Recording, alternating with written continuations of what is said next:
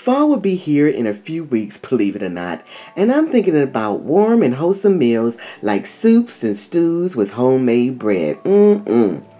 Planning meals is a great way to save time and money, in many cases stress. It can also be fun. It's all about the right plan for your family.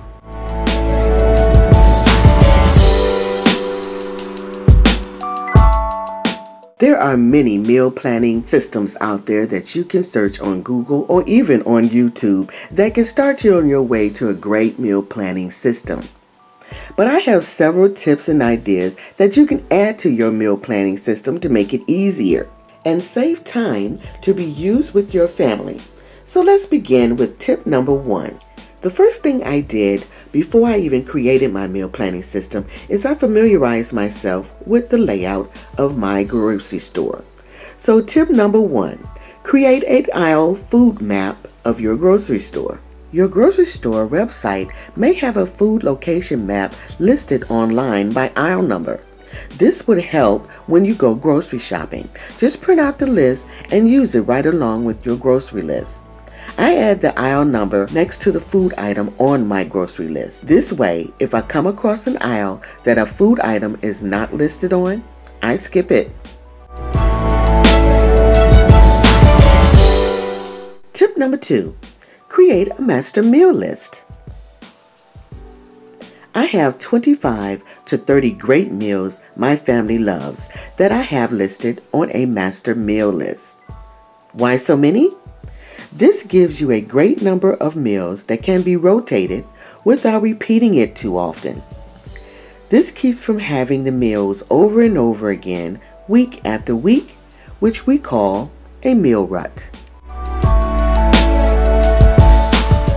If you don't have that many tried and true meals, go to Pinterest and look for some simple meal ideas you can try out on your family. Allrecipes.com is another resource for meal planning and ideas. Your local library is a great resource if you don't want to spend money on cookbooks. Just look in their cooking section and you'll probably find a large variety of different kinds of cookbooks that you can either copy or write down on your recipe cards.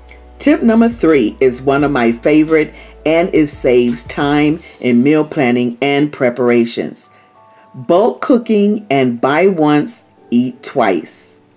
The bulk cooking, I can purchase a 5-pound container of ground beef and I'll cook it all at once to use for spaghetti, burritos, chili, etc.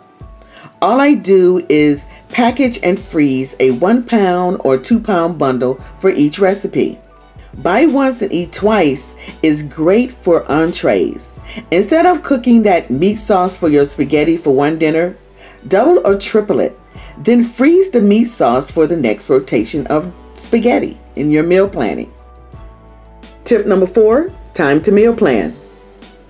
The best way to find time to menu planning is starting with your schedule.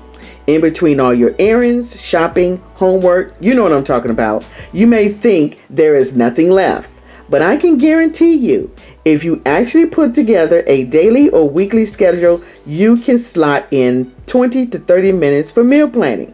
For me, once I have it down on paper, I am always surprised that I actually do have time to do it.